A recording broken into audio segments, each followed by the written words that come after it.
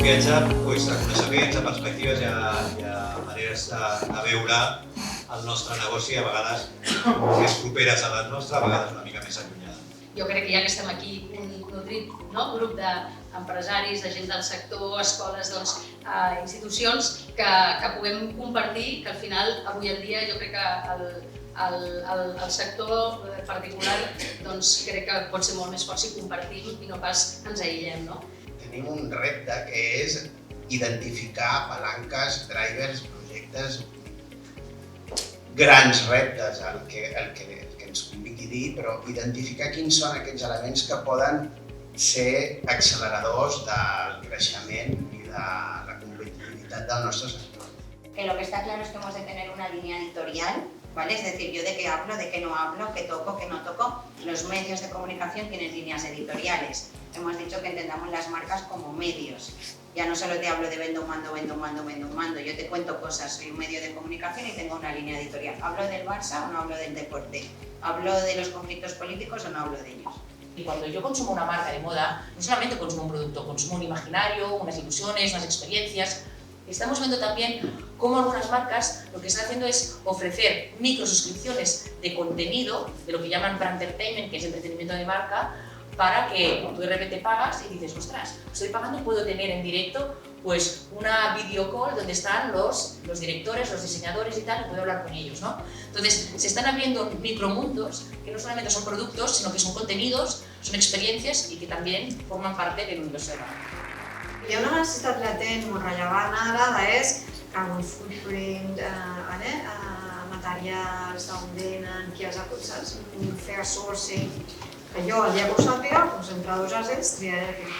I és una que no existeix.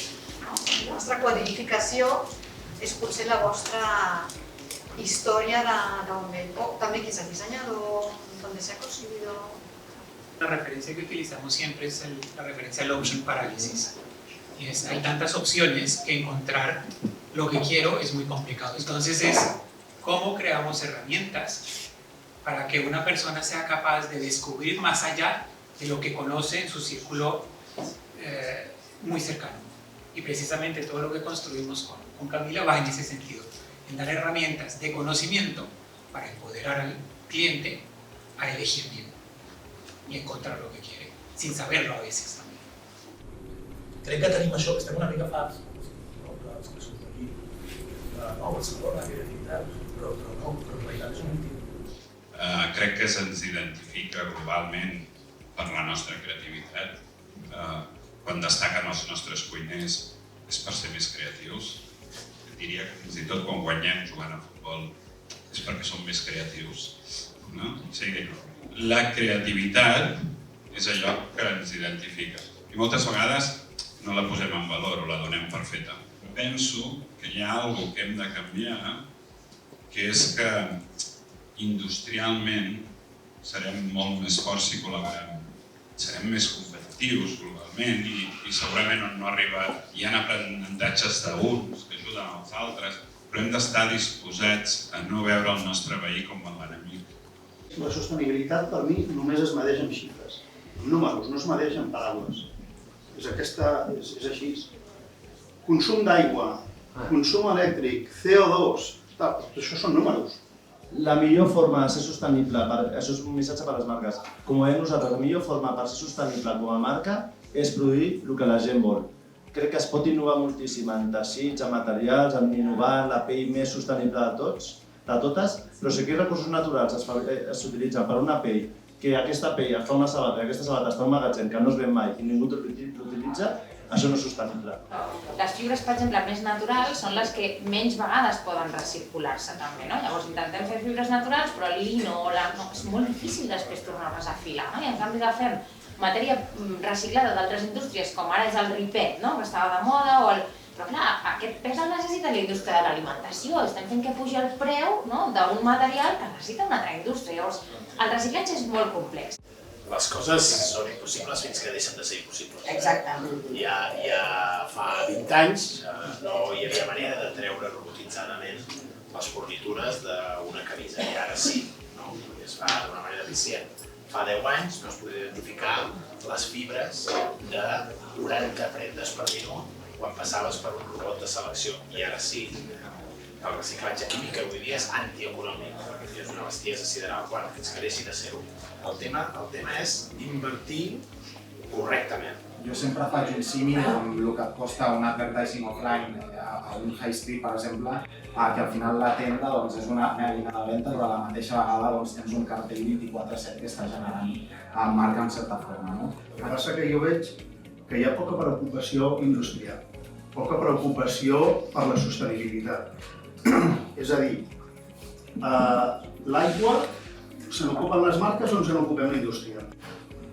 L'energia ens n'ocupem la indústria o se n'ocupen les marques? Les certificacions, qui se n'ocupa? Ens n'ocupem nosaltres. I quasi pel mateix preu. És a dir, la pressió que hi ha cap a la indústria, jo penso que és exagerada, no és compartida.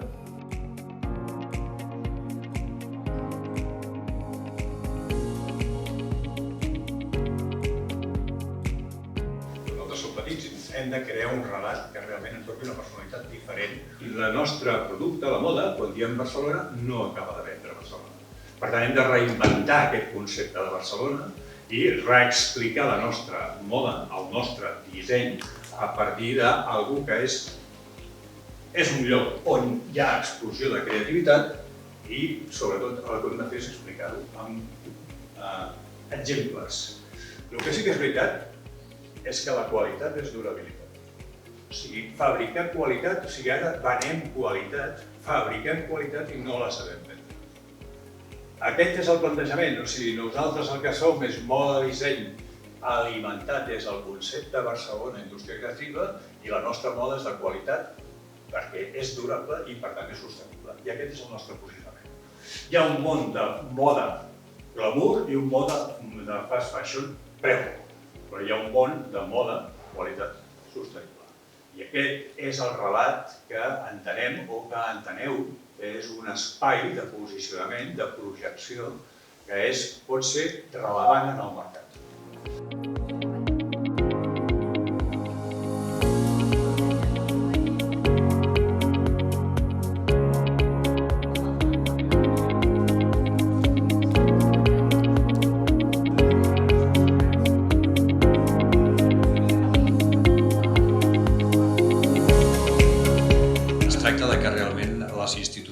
Entenguin que accions comunes entre diferents sectors posin en valor Barcelona, per tant s'impliquin a nivell financer.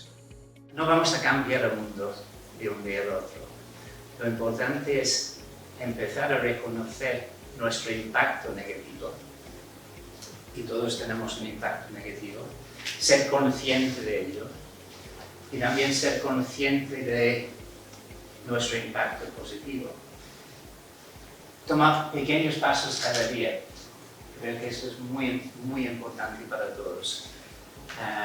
Si lo que hacemos mañana es algo mejor que hoy, estamos reduciendo nuestro impacto negativo y estamos aumentando nuestro impacto positivo. Propòsit que vol dir tenir una raó, un per què molt potent. I tenir un per què molt potent és molt important, no? Perquè t'ajuda a viure alineat, t'ajuda a connectar el que és amb el que fas. Quan em pregunten, escolta, què ha sigut el més difícil a Mèrites després de 22 anys, des que vau néixer, dic, tenir una cultura corporativa i mirar de vibrar tots amb la mateixa freqüència. Això és el més difícil, però quan ho aconsegueixes, és màgic. Aquesta empresa té ànima. Per què té ànima? Perquè té un equip humà que vibra, tots a la mateixa freqüència. I això un propòsit ho facilita. Si sou pares, també ho podem pensar, no? Quin planeta deixarem als nostres fills? Jo crec que la pregunta l'hem de fer al revés. Quins fills deixarem al nostre planeta? Perquè l'educació és molt important.